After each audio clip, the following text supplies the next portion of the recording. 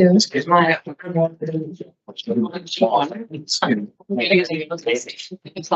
my sister has two, my dad, This is like what, 7 or my 8 brother years? has three.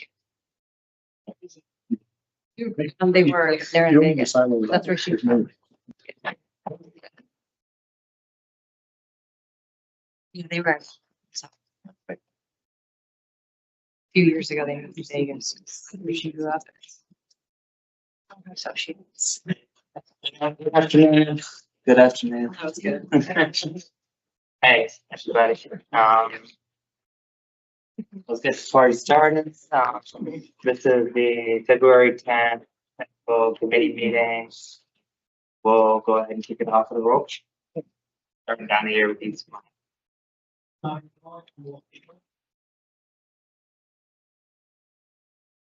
Durham City County Clinic. Brooke Roper, Durham County, Transportation. Sarah Williamson, Orange County. Caroline Dwyer, Chapel Hill Transit. Colleen McHugh, Triangle West. Eric Vitale, City of Durham. Beckman, Durham County. Paul Black, Go Triangle. Lindsay Smart, City of Durham. Bergen Watterson, Town of Chapel Hill.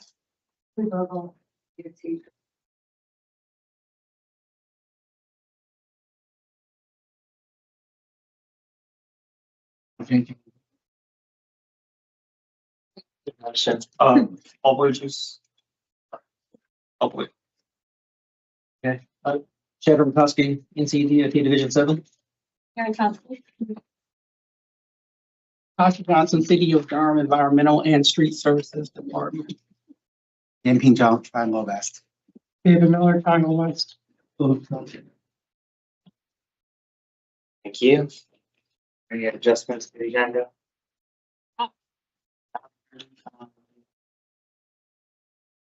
Do you have anyone signed up in advance? Anyone online? Okay. Reports from PPO staff. I do not have anything to add to my written report. For the year model. Thanks. Today meeting. Just Go James, that's it. NCDOT reports, Division 5.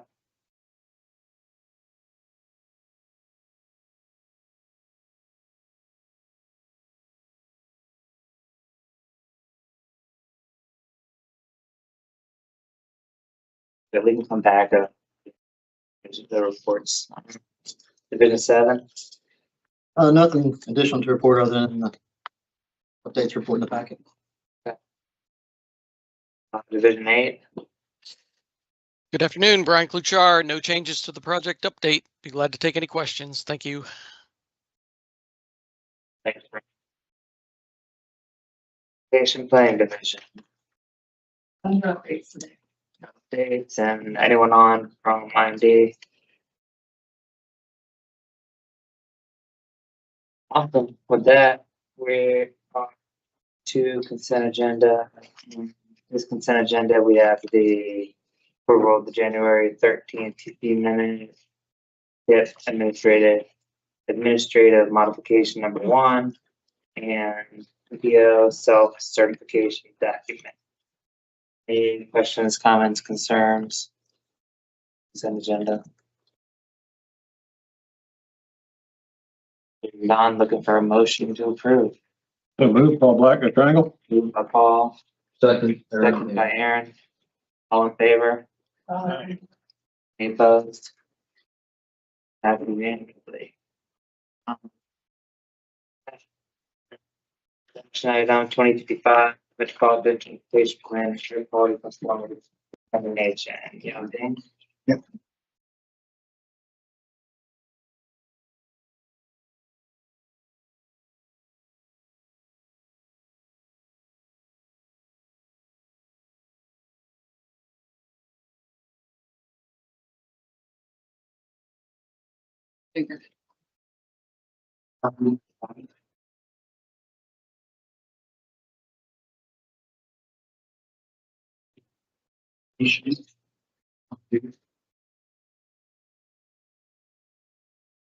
This action,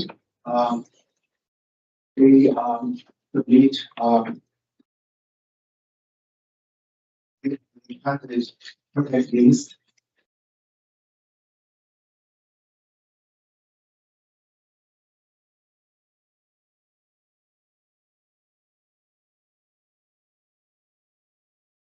On the bike, generally, we follow all your bike and pet plans you have.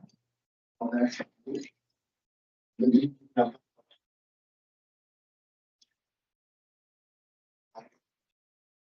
Report. Each of the bike.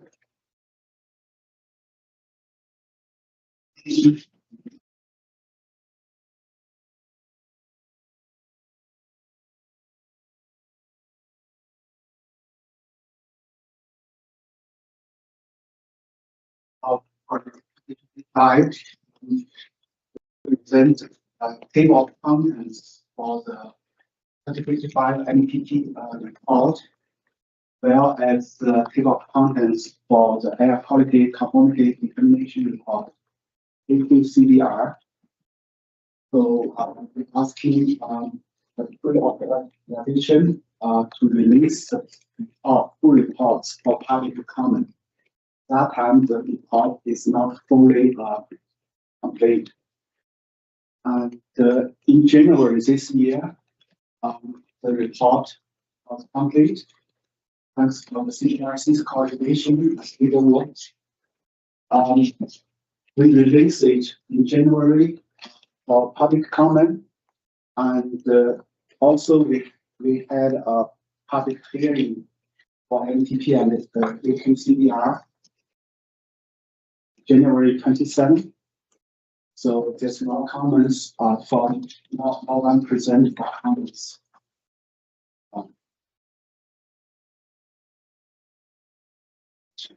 So the public comment period will be at 23rd of this month. So 24th, we will have a short meeting about.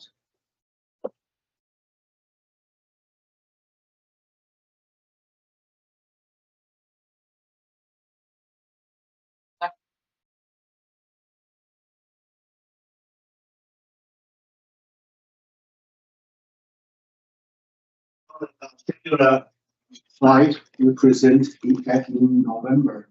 Table of contents. We have a summary beginning for the 2055 Metro Transportation Plan report.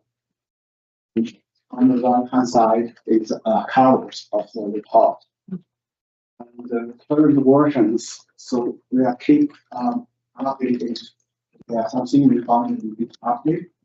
The current version can be clicked by the link on the web page, and it can be viewed in the phase 4 final plan on the TPO website.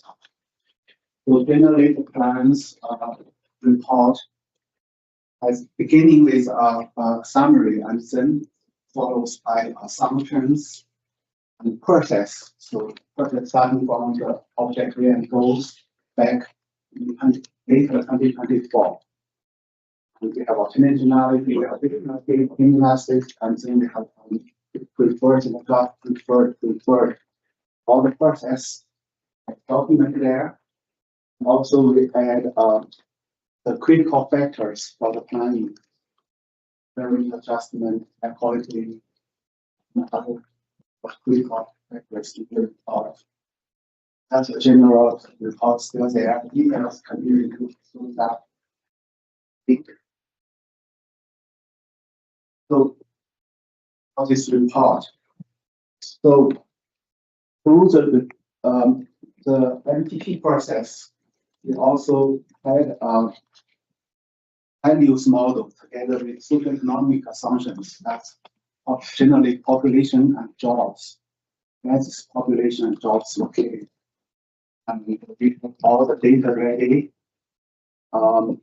We build online map for the socioeconomic data. We also building job and population dashboard for you and your consultant to use it for your project in the next 4 years. So in other words, when you're looking at corridor, around, you can find the TAV traffic analysis around the corridor. Click this corridor or select this corridor, get population, total population, and total jobs, what kind of growth rate, that's a dashboard if we are developing and supporting from NTPOT staff. And it will be ready later this month. And also the model, together we develop a future year model. So when the new project are the NTP and air quality adopt, the new model will be ready for consultant use for all the projects in the TPO. The quality is still the same, table of contents, and also versions, new versions can be get through the link there. Generally, that's a process. Together with NCDOT for TPO for the RTO area, and also together with not only Campbell but also polygram materials based on the requirement.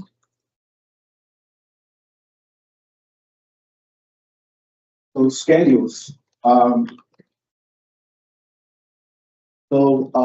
This we hope this month the MTP and air quality conformity determination report to be adopted and then submit to FHWA for approval. Hopefully we can get it in March approval letter. The actions are here of this reading is for TC recommended MTP report options by resolution, where all the options of AQCDR by resolutions.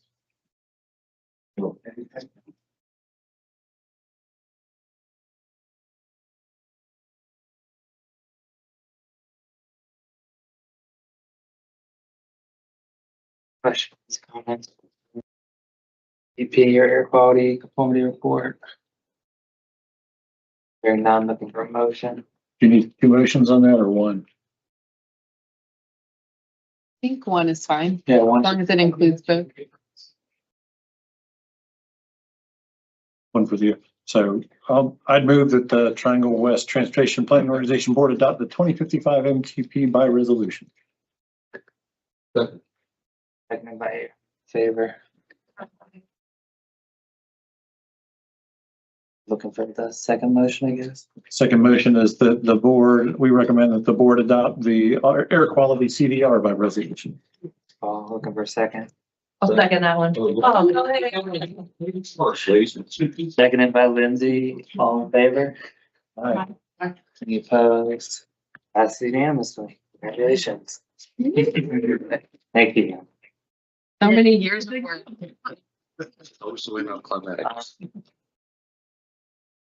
With that, we are going to do federal funding policy. And a bigger win, we were scheduled for 15 minutes and it took 8 minutes and 52 seconds. Make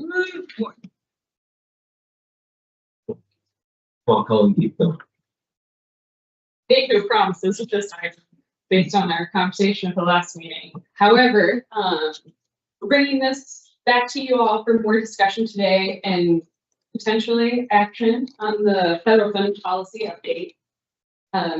We have been hard at work over the last couple of weeks behind the scenes, making some updates as requested by each of you during and since our last meeting. So I'm going to go through quickly. Background, you all know this.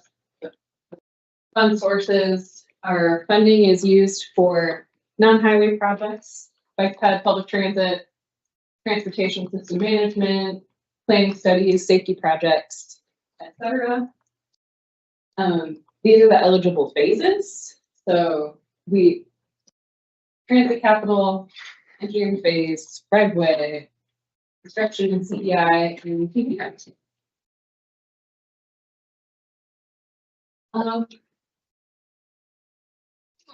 See, we need to be updating this every time we adopt a new MT. So some of the changes that you're seeing in the new document that was most recently updated yesterday. Although a previous version of this went out with the agenda to speak to.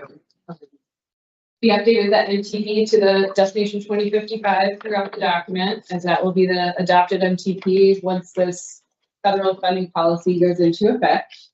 But a lot of, I just wanted to remind everyone that the edits that are being made to this policy are as a result of conversations with each of you, with conversations with North Carolina DOT and the LPMO office, and reviewing best practices from other NPOs around the country and around the world. Any amendments have to be approved by the TPO board. So yes, we're updating for consistency with the new MTP, also our new PPP and DOT guidance on TIP amendments. Getting those TIP fund swaps completed as soon as possible is really a high priority for this update. And then, you know, as we've been talking about for years since I've been here, continuing to improve our project. And then resolve some concerns with spending related to the TDM program. So you'll see here, we have a few different versions attached to the agenda. There's a clean version, a marked up version, and a Word document. You'd rather look at that. But we've added some more details to the fund swap section about the project. I know this was fairly nebulous when we presented it last month. I will share, I mean, this is continuing to evolve as we learn more and more from the state on what types of funds we have access to through fund swaps. I know there's a lot of interest in that potential for using state funding for fund swaps, and we're still learning more about what that means and how much there would be available. The entire amount could be available. So, you know, we have to leave some room for flexibility there as we learn more and continue to use this type of funding source. But it is really important that this funding be allocated as soon as possible. So the projects that would be you know, most prioritized for that funding source need to be projects that can be allocated right away. The new requirement for a grant agreement with Triangle West, and also the certification that the non-federal match is in place. We've provided a little more flexibility with what that certification could look like. You'll see on page 5 of the track changes document. So allowing for a CFO or equivalent to sign a letter stating that the federal match would be in place, or that, Eric, I'm forgetting the way we worded it, but that the, went to click on me.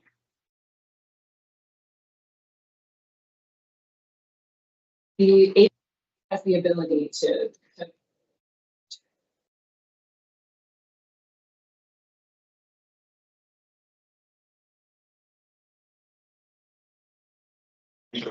signing the program. That was the key word there. And then lastly, PDM will compete with all other projects through the call for projects. We added a little more detail to this section. As we've learned recently, it's very important, the monitoring component of passing through funding.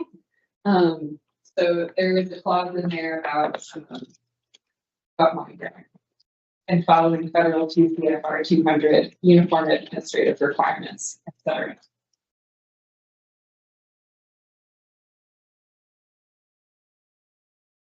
So this, I just wanted to make sure you all understood how your comments were being addressed. So the concerns about adding the new requirements, we've added some flexibility there for the new requirement. So the call for projects ended last week. Those required, since this is not yet approved, there's some flexibility on when you can deliver these requirements for your project applications. So there will be a grace period after the policy is adopted to make sure that, I know many of you are in the process of approving and adopting CIPs right now and won't have adopted CIPs for a little bit. based on the timing of this. So we will work with you, on that. And there is gonna be some flexibility there. This is the first year where we're changing that. As far as the fund swap policy, we tried to provide some more clarity on the timing of this process, like when we become aware of the funds, how these projects would be selected if there are multiple projects. But again, this process is we're still kind of figuring this out. So, there needs to be some flexibility within it. And this year we're extending the fund swap request at the same time as the call for projects, but in the future, those could happen earlier and more expedited, like before. Larger. And then last but certainly not least, we'll have a joint TDM plan underway soon. And so we're really expecting to have a better idea of how much funding is needed to support our TDM program on the side of the triangle in the future, but also the greater TDM. More to come on that. We'll be starting that in the new fiscal year, and really looking forward to that plan. So the action before you today is to review the changes and recommend the board approve the update. I will bring up questions and discussion.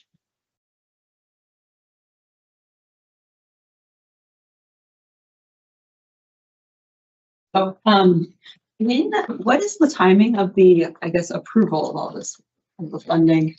And like, oh, like I understand you're saying that you need to find out more information on the fund swap, particularly in like state funds, and you to work that out. Or maybe you can address all the questions that folks have about it. Yeah. Will there be an opportunity to modify our submissions if it makes things ineligible or what?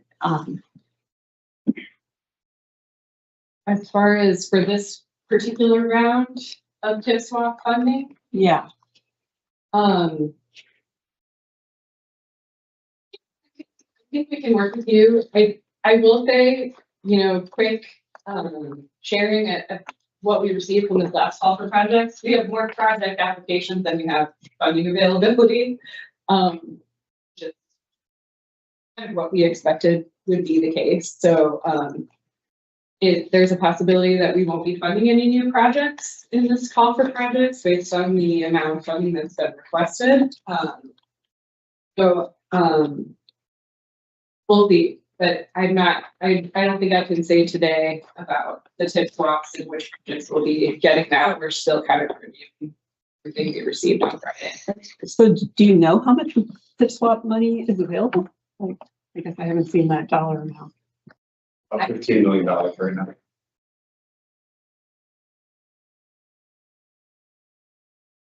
And so if all of that is programmed, right, this fall, you're saying there will be a subsequent, like you'll just keep doing this as funding becomes available. Yeah. But 15 million maybe represents a backlog of several years of accrued. So like, it's probably going to be less next time. Well, as far as TIF swap money, probably, but if we're showing that we're delivering projects in our MPO that we have heard that might make us eligible for additional funding. There are other MPOs that are not.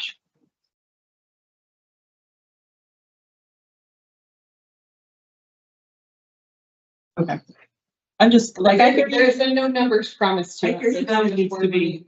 Yeah, I hear you that it needs to be obligated quickly. It's just, it does seem like this may be the one opportunity for some projects to get funding.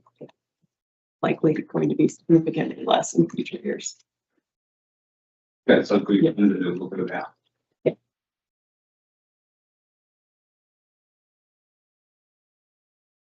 And then, I mean, I don't know, I think it would also help a lot of us to know what state funding means, like what's the process and what does the project need to meet to qualify for these, if their state funds versus federal funds.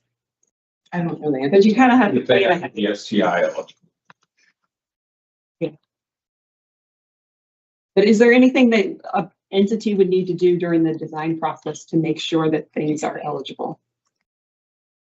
Well, it starts off with the project agreement with the state. They would be like, So, but if what if the design is not being done with state funds?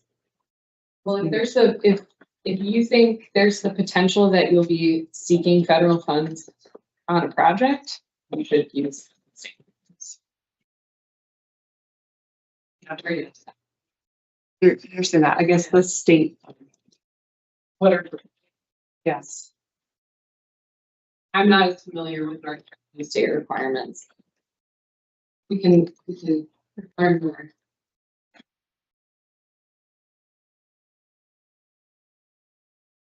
Does do the state funds automatically exclude any bike ped projects in that case? Yeah. State alone. Do you get many non-bike ped, or I guess transit qualifies for state, yeah.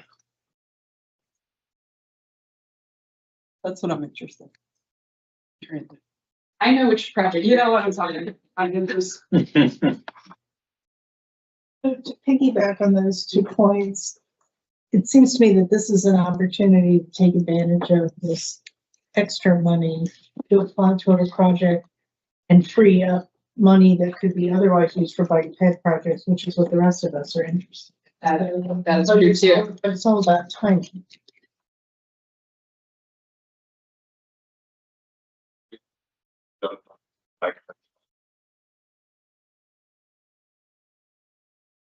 is how we ended up with $2 million.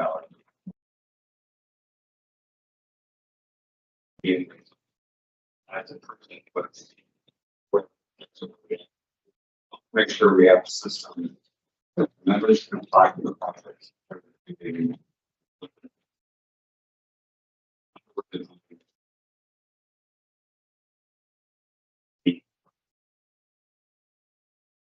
That's the case, then. Yeah.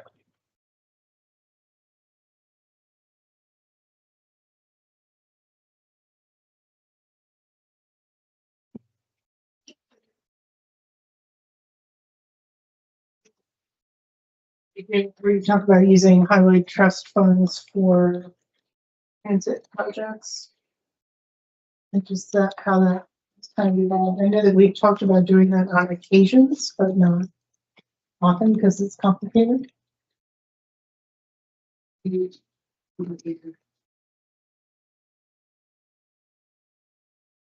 What we make eligible for our call. Public transit, bicycle and pedestrian facilities. We have funded, consistently since I've been at this TPO, bus stop improvements. You know, y'all have quite a few bus stop projects. I've been making my way through. I think only one of them went through this program though, and that's the ones on Woodcroft Parkway. Okay. The bus purchases.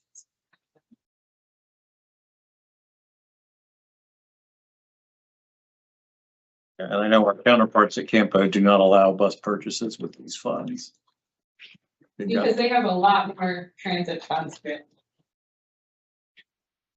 Yeah, but they program 2 million a year, and this particular year they got no transit projects. The previous year, the transit project was actually a sidewalk project that was adjacent to a bus stop, so they could fit it under transit.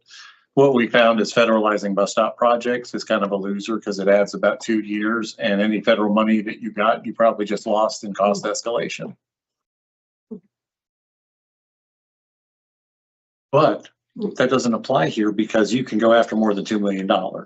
So larger projects like the one we've got for Triangle Mobility Hub, I think we've got $5 million that's there. And again, we're looking at how that needs to get programmed over time to make sure that if we flex the money over to Federal Transit Administration, that it's still accessible if something happens to the project. I know Doug and I have been working on that. But in terms of like $5 million is we're federalizing something over. So I really like the way this MPO works with transit funds, and the way that it works does really well. I'll take this over what Campos does any day. And one really good thing about being able to purchase buses is they don't have to go through NEPA. So if you need to protect money quickly, other than we have a bit of a wait to get new buses, it's a great way to protect money. Yeah.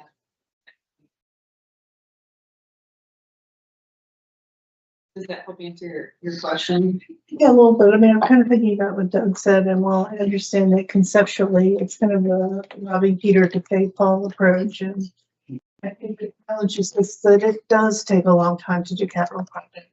And so and I've said this before, so I don't want to be a broken record, but it is, I think it creates kind of a discomfort for smaller organizations to use funds when there's a possibility that you may lose those funds once you've committed to it, particularly if you have to cobble together funds from different sources to have enough to proceed. So it's just kind of makes one a little bit nervous when you're one of the folks that it's more difficult to raise enough money to do it. We should definitely explore your comment, Tina, when we work on project prioritization and identify some tools and techniques, because there are some out there. Thank you for bringing that up. Yeah. Actually, one clarifying question on a different topic.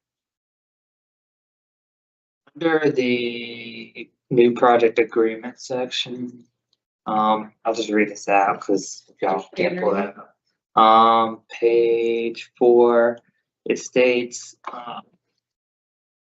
the sponsor will acknowledge in this agreement that if they do not deliver the project or project phase within 2 years of the programmed year, the project will be moved to an appropriate program year, or the funding will be deprogrammed and available for the next competitive call for project. So within that sentence, I was just hoping you could clarify what exactly is meant or defined by deliver the project or project phase. We had that conversation in one of our internal prep meetings. It'd be good to know what defines deliver project or project phase. So I'll make this like more concrete example. So let's say you have a sidewalk project that is programmed for construction in fiscal year 28. And we get to fiscal year 30 and you have not started construction. That your project is now in danger of having funds. Okay, I was thinking it had to be finished. Like if you said fiscal year 28 for construction, it has to be finished by fiscal year 30. Okay, No. it just has to be started. Okay. And the funds are obligated. You're safe. Okay, that's good to know. Thank you. Yeah.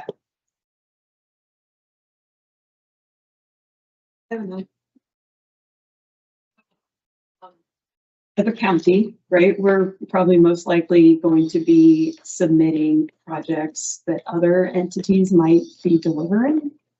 Because we don't, You're not delivering. we don't generally deliver, but counties are not set up that way, right? We don't maintain roads, generally don't walk. In Durham County, we don't operate a transit system ourselves. So, based on previous discussions, like we understood that we could do that. And, I think in the training, it was even mentioned that like in Campo, there's a lot of partnering with NCDOT. Yeah. Yeah, so it would help to have clarity, I guess, on what we can apply for and what, conditions might need to be met if you're applying on behalf of another entity. Because I saw your email that Yeah. Scott, and it doesn't exactly match what we had previously heard. No, it's because I think this is a slippery slope, right? We can't have agencies applying for funding on behalf of an agency that doesn't necessarily agree to the project. There needs to be, it's a Durham County application, but it's a joint application. It's we did it with the NCDOT application that Durham County did on their behalf. Well, and Yeah. and the city of Durham is also And the contributing city, money to that right. too. So it's like three. And that makes sense to me now. DOT is also eligible to submit projects through our call for projects too, and they did. So not that DOT's not eligible to submit, maybe they're the submitter, but y'all are the one who's completing the application. And, you do need to, I think, kind of. Should like.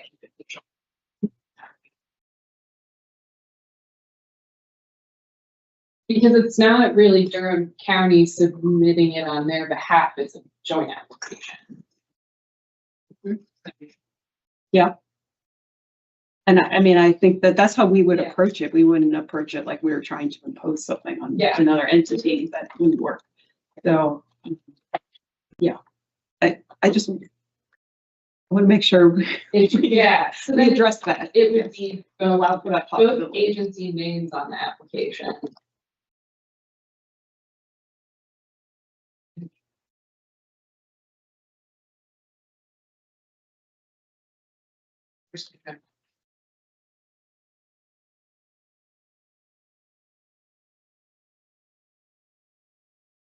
Yeah. Again, TDM, Yeah, I just, and this is not something that necessarily needs to change in the policy or anything, but at some point, we would like some understanding of framework work for TDM.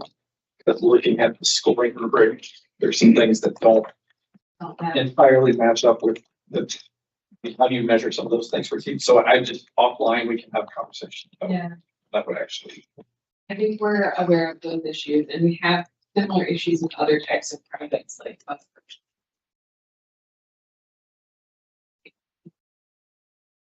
But as Doug mentioned, we're doing a big revamp of the whole prioritization system here, hopefully in the next, starting in the next year, so. Imagine we get underground in that year. And some really old institutional knowledge is I think that's how TDM ended up where it was nobody Yeah. could figure out how to score it back when. That would surprise me.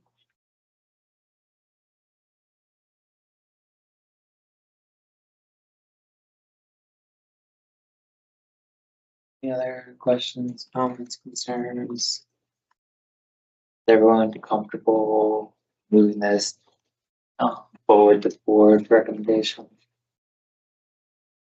So move, Paul Black, go try. Moved by Paul, Second, John County. all in favor?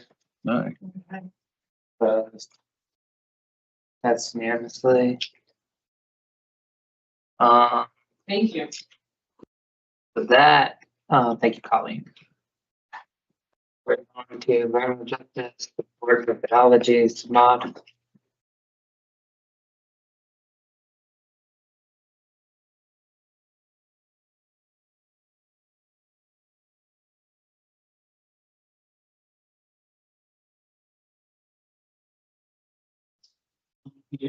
This is, we released the environmental justice report draft. The action for this is going to be to release the draft for public comment. As a little bit of background, what is environmental justice? Environmental justice, or EJ, refers to the fair treatment and equal involvement of all people, regardless of race, color, national origin, income. When it comes to environmental policies and regulations, that includes things like transportation. This is part of our Title VI compliance work. The federal government has recalled some of the more expensive EJ mandates that were imposed during the Biden administration over the last year or so. But they haven't restricted our ability to do anything, and our Title VI requirements still remain in place. So also as promised, from last month's presentation on the methodology for the EJ report, we've got a bit of a story map that goes through all of the data that is behind this report. So if you scan that QR code, it'll take you to that. This is going to be part of our public release for comment. I'm also going to go through it. And after the board comes back and adopts this, hopefully in March, we'll put together a data package for all of you guys so you'll be able to use the kind of analysis in your own. But kind of review the new baseline methodology that was approved last month. It took the same 7 basic demographic groups from our old methodology that is single income, zero car, Black, Hispanic, minority, and low English proficiency, populations, as well as households with members that are disabled and households with members that are veterans. It scores each block group in the MPO area on each category based on their relative percentile. So an area within 85% of the senior population is in the score of 8. The scores are then summed together to create what we call a transportation advantage index. This is something that NCDOT, this is based on the NCDOT methodology in 2021. It's important to note that this doesn't actually measure disadvantage in a real tangible way, but it's really looking at is measuring kind of factors that indicate additional mobility needs. A couple of benefits of this over our prior methodology, which just kind of took a threshold approach to all of these communities. It increases our flexibility, allows community with concerns at lower level feedback included, kind of smooths out a lot of the data issues with ACS and eliminates a cliff effect where you might have a 74th percentile community kind of get left out despite having some real tangible needs there, and captures the differences in how disadvantages show up across the entire region. So this is a graphic that our interns have put together to kind of show is the differences in these communities and why each one's been included. That first one says minority household and it's blocked by the sharing thing. The little green tabs mean that those are Title VI communities, so that's minority households, Black African American households, Hispanic households, limited English proficiency households. The ones with the orange tabs at the top are RDJ communities, so that's going to include limited English proficiency, low-income households, as well as zero-par households. It's not showing up on there. I think this graphic had a little bit of stuff when I converted it to PowerPoint. And then households with people with disabilities and households with veterans are groups that our board wanted to see included in this now. So here's the actual disadvantage index. As you can see, the purple blocker, or these are transportation analysis notes from the MTP did a spatial join to convert them for purposes of some of the performance measures. But you can see the areas in the dark purple are like 25th percentile or 75th percentile and above GAZs. Most of them are in Durham. You can see there are parts of Chapel Hill and Carrboro. Specifically, these tend to be areas with either high senior populations, high minority populations, or like a kind of high student population that does result in them being flagged as low income. That's also what's going on in Chatham County. Specifically like higher senior population in that area of Chatham County. And then there's a lot of our minority populations in and low population in and around East Durham. I did want to highlight also that because of kind of how these populations are distributed across the region, with a lot of them being in and around the urban areas and downtown, it does mean that we do provide pretty solid transit and walking access to a lot of these communities. And that's going to show up in the so these are from the MTP, the regional model creates a lot of these, a lot of this data. So you can see, so for our high TBI TAZs, they have an average score of about 65. That's 42 for the whole MPO. The walking access and transit access scores are a little strange.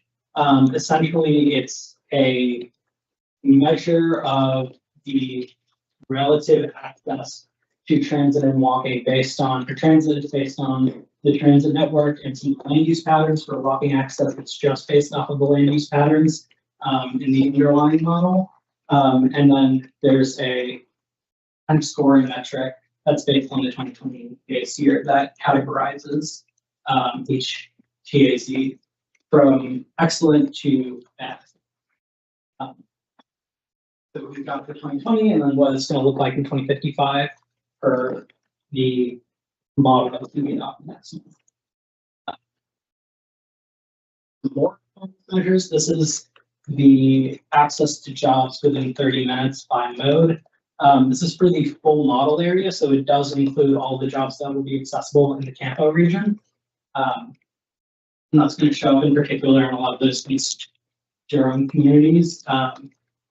I think the thing to highlight here is that we do see across the board, high walking access, high transit access in a lot of these communities, and a strong increase in those walking transit access numbers between now and 2050.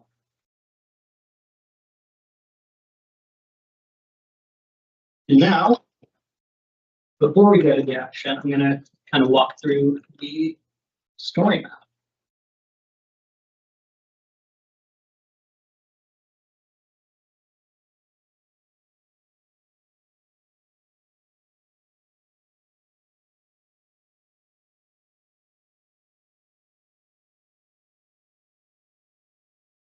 So this is just kind of an overview of what we had already talked about.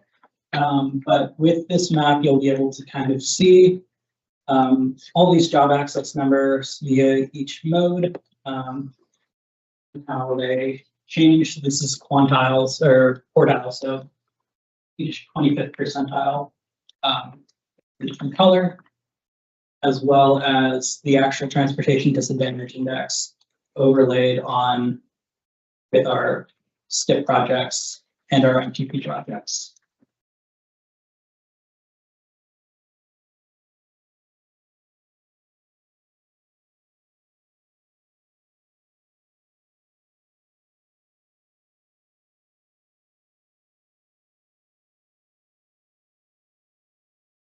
The other thing here is those transit score and walk score trends over time. So the blue kind of indicates excellent and good transit access, the green is fair, and then the oranges are the kind of bad access zones. And you can see as we go from 2020 to 2055, it gets a lot better across the entire region, in particular in some of these high communities. There are some pretty remarkable increases, I think, for transit access. Some of these communities in Eastern go have a almost 9,000% increase in jobs access due to all the BRT routes that are in and around the area.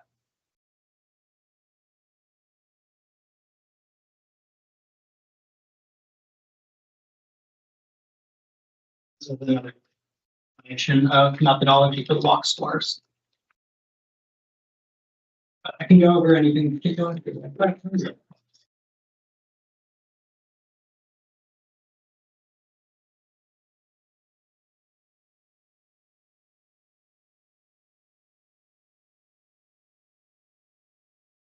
Any questions, comments, concerns about this item?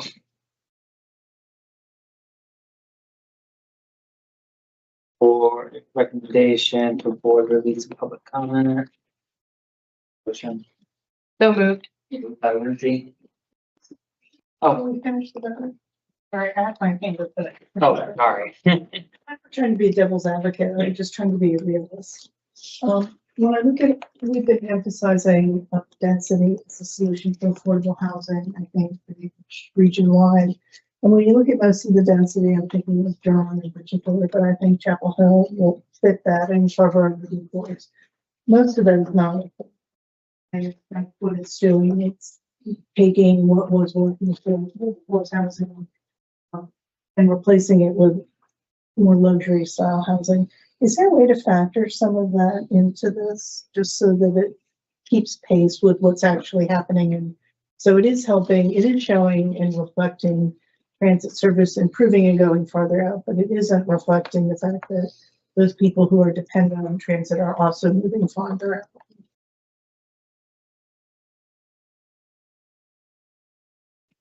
I think Is there a census data point we can use for that? so that's something we did kind of look into. And to your point, I mean, your graphics look great, so I'm not trying to be negative about your material. I think when it comes to housing, one of the things that we did look into was trying to implement some sort of housing affordability metric. So that would be comparing median income to median rent prices and seeing where does that cross 30% rent burden threshold. A lot of that data gets kind of bad when you go to like a really fine scale. So we'd have to do it at kind of a census tract level. And we figured it would also be a bit of a change in how we were measuring some of the other metrics. So it's instead of per person, it would be like per household or percent of households. And so weighting that, we weren't sure how it was going to impact things. And we also didn't want to especially weight things toward the urban areas. What we can do, I think, for this is with the data package, look at like light tech properties, look at where we have existing committed like affordability covenants, that kind of thing, and add that to the map package.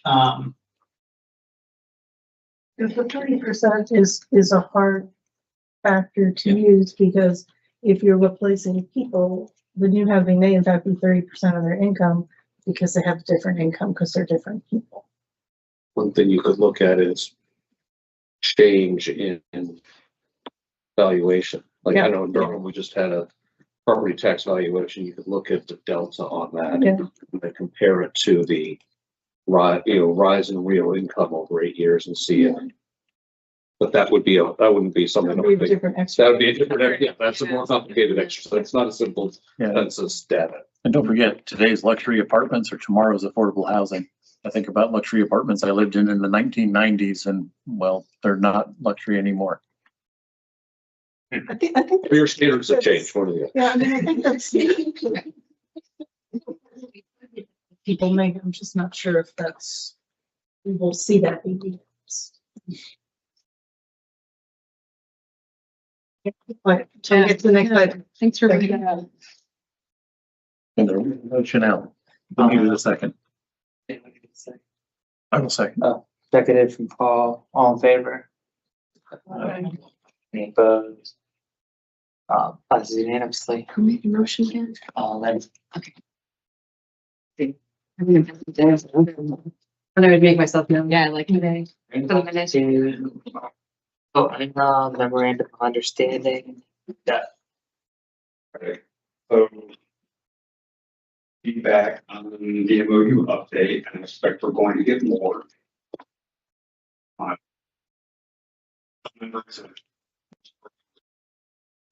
Differences in their proposed TC membership and what was proposed.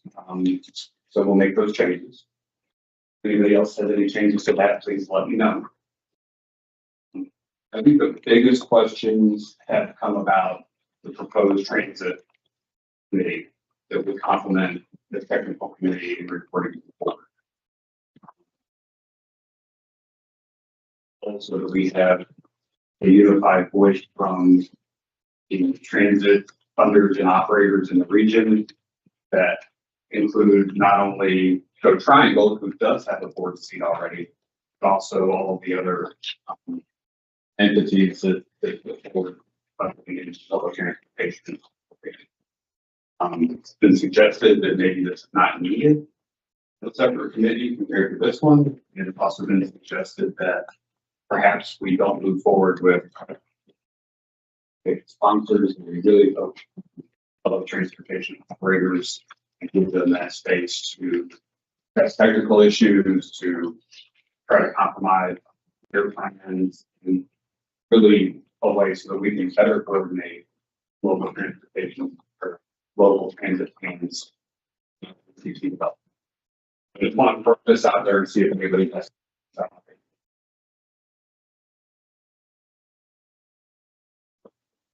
And so I took it back and spoke about it with some of our leadership at Go Triangle. And for one, I don't know that we think siloing transportation just regular and transit apart, just creating silos is not the best way to approach it. I mean, our buses are all running on roads. We want to know about the roadway stuff. They even said, I mean, we're not in a motion making area here, but we'd like to see a version of this that's just the existing MOU with basically the updates that you have, you know, the name changes and any statutory references updated, and that just call it a day. We're pretty happy with the current setup. So I think if nothing else, could we get that as an option? Sure. Easy. Not a lot of work for the staff. Well, I think that there are some other fundamental issues. Thank you.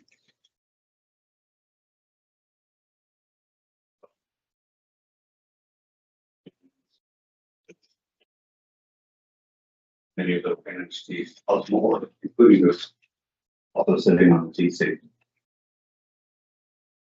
Yeah, although I know Chapel Hill Transit and Durham, City of Durham are here, so there is at least some additional representation. And there's also, I don't know if it's an ad hoc committee, but I know we get together to talk about like the 5307 apportionments and things. There is already a committee that meets. This would more formally address those topics. Yeah, and I think if it's a subcommittee that meets periodically for specific purposes, that makes perfect sense. That's really what we've been doing already, and that works quite well. And then we can bring back that ad hoc committee's recommendations to the full TC and let that proceed. Anybody else? I'd be curious to hear, you said you have some other thoughts that you would advise against what Paul just said, just for all of our knowledge. What, can you speak more on that? Well, I think the way these. The intent of the current voting system is to make sure that the city of Durham by itself cannot carry a vote. To also not give the city of Durham the veto power over something else. Lulu provided an excellent analysis of what I tried to work and made some very good suggestions about how to keep that original intent. Y'all say, for example, under the current weighted voting system, Carver and Hillsborough have the same 2 votes, and Carver's nearly twice the size. Whatever's twice the size of Hillsborough. Yes, I mean, we really, I think it should be appropriate. We need to look at both. And there are probably some other things to be.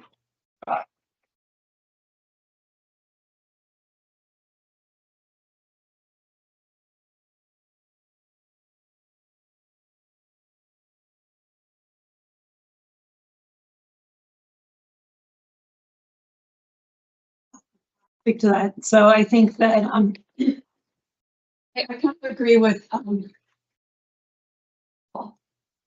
That guy.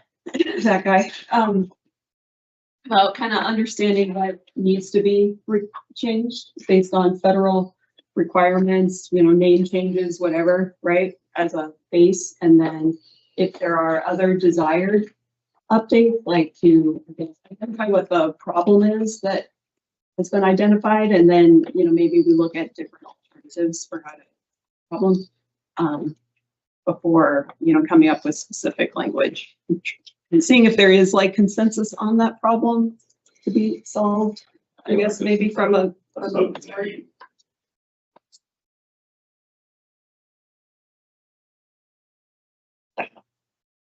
yeah. Sounds like it's needed, yeah.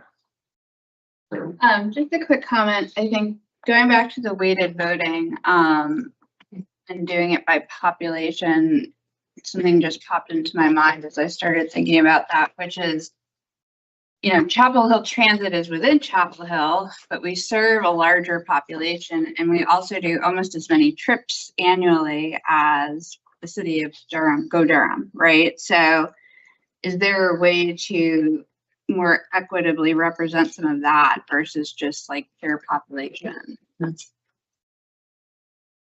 would be per population. What's that? At the weighted voting for the MPO. Yeah, right. But I think what I'm trying to communicate, maybe they did that not well, is that I think, you know, what we're talking about really is like representation, right? Like the city of Durham represents a much larger population than some of the other communities. We also represent, Chapel Hill Transit, a very large ridership base. So I don't know like how well that is like integrated into a purely population-based model. Just throwing it out there. I don't know how you resolve it, but. Well, I think we do have our 5307 and 5339 allocation. There might be some inspiration we could take from that but I'm not sure that we resolve. I would say that there are challenges with how that is currently set up, there's inequities in that system right now, Paul. Understood, but I mean, it's a parallel process that's addressing the same issue. I'm just trying to make less work. But theoretically, if we fix it in one place, then we can fix it in the other. I don't think so. What would be consider entities that went outside the county and volunteered or paid to run a route? More points to that. I mean, data would be. Yeah, I know. Costing to keep track of. Yeah, I know we're dealing with this at Campo and we're looking, our proposed solution is to look at the stop level and look at how many riders get on a particular stop, and each agency knows what that number is for them. And it just basically, it's a bunch of little pie charts running up and down the corridors. That's probably more than we need to do. I mean, Go Triangle's not really that worried about it. I'm just trying to make less work. And again, if we're already solving it for the federal allocation, we might be able to just say, hey, whatever the federal allocation thing does, apply it here in the MOU. Durham County, you don't operate.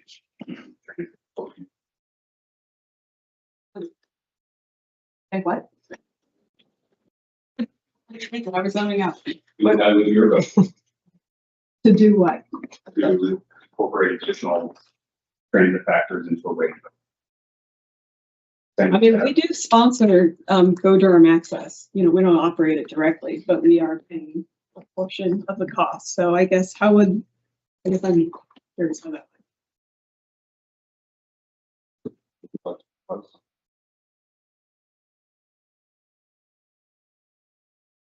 I mean, we'll, like you said, I guess we're gonna maybe have a committee to workshop this. Yeah, I don't think we're let's go gonna that hold it route.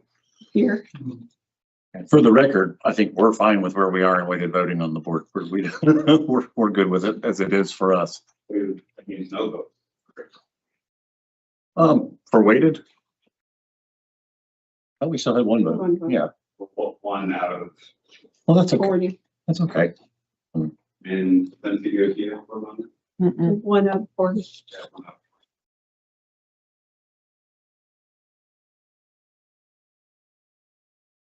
Interesting. Every time we revisit these policies and we add another factor, it shifts things a little bit. For example, when we put a big emphasis on race and equity, part of the regional flexible a few years ago, that automatically shifted things more toward Durham and away for some of the smaller jurisdictions, just because we don't have the same population.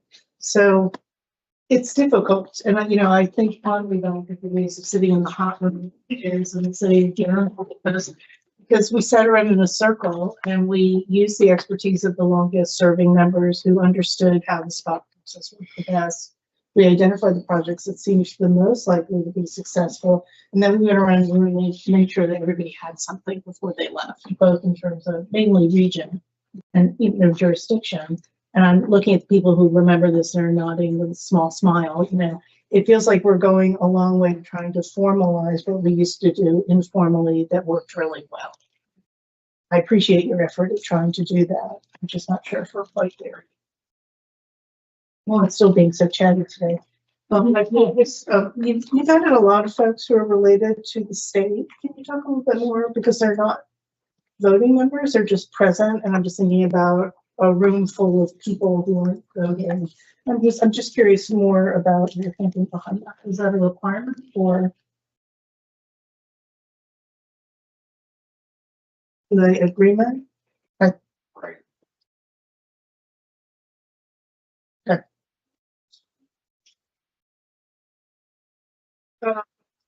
Technical committee, there's about 12 state people. Those for transfer from the players.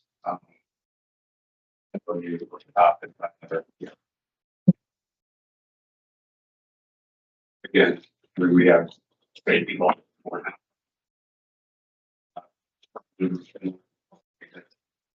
No, they've Ever shown. they've not shown since I started at the NPO in 2016.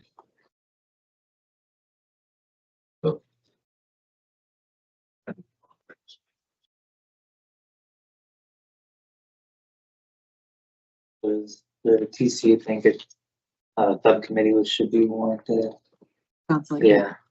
Okay, do we need to have that before next TC meeting, or what's the anticipated estimated time? With that, It can take as long as it needs to take. that's maybe send out a Google poll. Could y'all do that? We'd be delighted to Okay. send out a doodle. Do you want to, how else to say this other than say, restrict membership so that like there's not 25 people in this subcommittee and kind of defeated the purpose? Maybe one representative from every agency on the TC to make it a little more efficient. Is that a good way to put it? It's up to you guys. Combined agents would be. Just looking at, so City of Durham, Town of Chapel Hill, Town of Carver, all of those, that's what I meant by agents. So that, Durham County. doesn't- Delegate, yeah. Delegate, there you go. Maybe- Delegate, that's a good word. Maybe voting. It could be a voting member or someone who's a decision maker for your agency. That would be my suggestion rather than again having.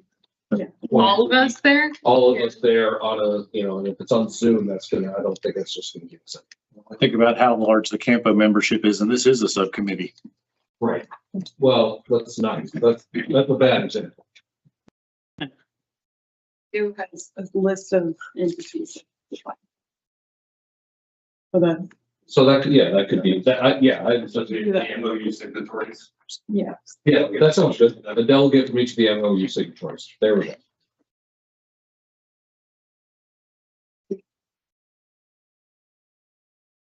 I feel like Chapel Hill might need two.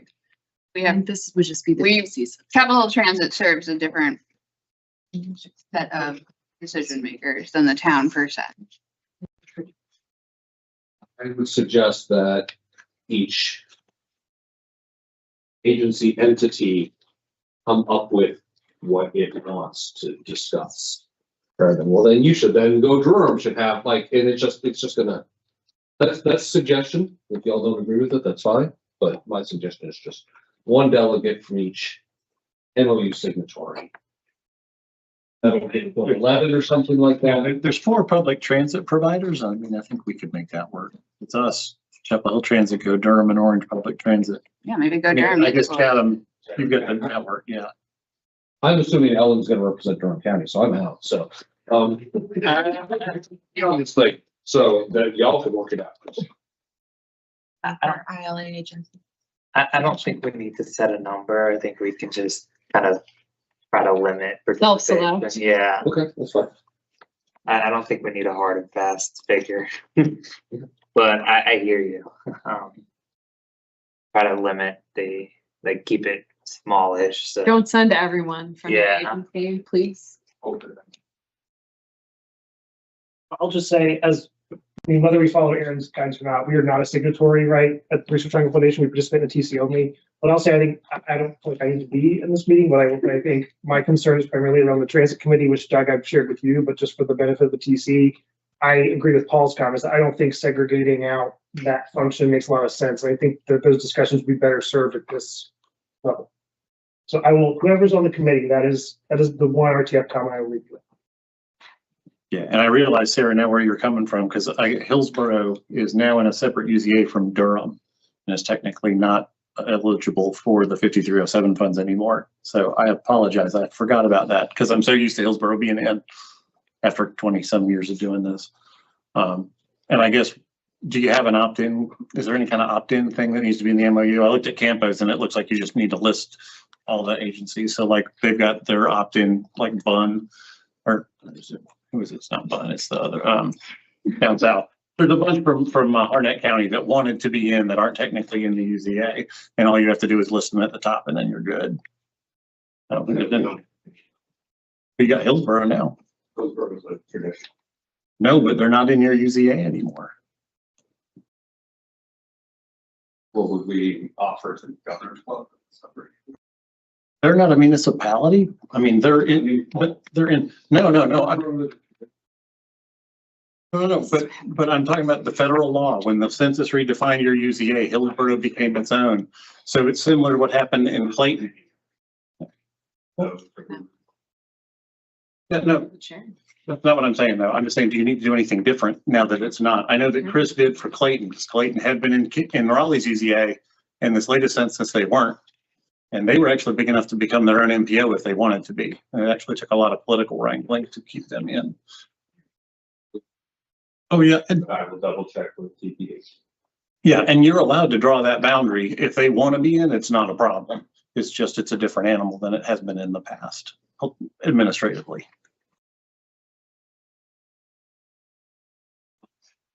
Look forward to Sounds like a future subcommittee. discussion. We need a subcommittee to decide who's gonna be on the sub. Organizations, especially for. It's a TC subcommittee, not the everybody subcommittee. This is just an info item, so. No, It's, kind of, Well, I'm moving forward with it as an info item to. We being. Right. is the board gonna have a separate subcommittee to talk through? I think it would be helpful to get board input on the process by which this is developed, considering that they're gonna need to bring it back to their like city councils and board of commissioners and be able to advocate for approval. So I feel like they might have an opinion about how this goes. That could be helpful. I guess maybe we shouldn't be sharing specific MOU proposals yet.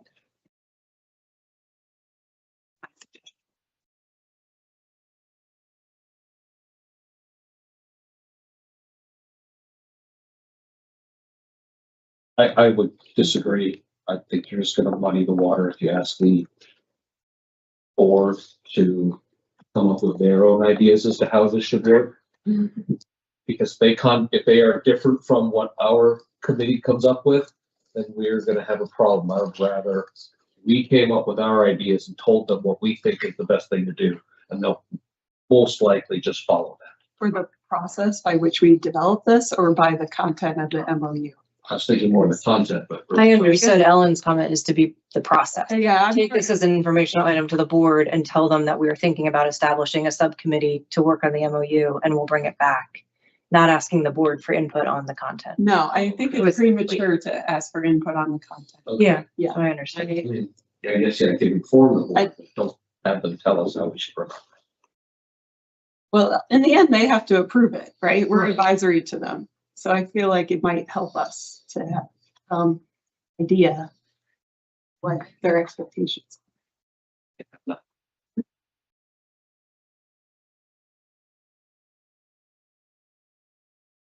DC. What's up?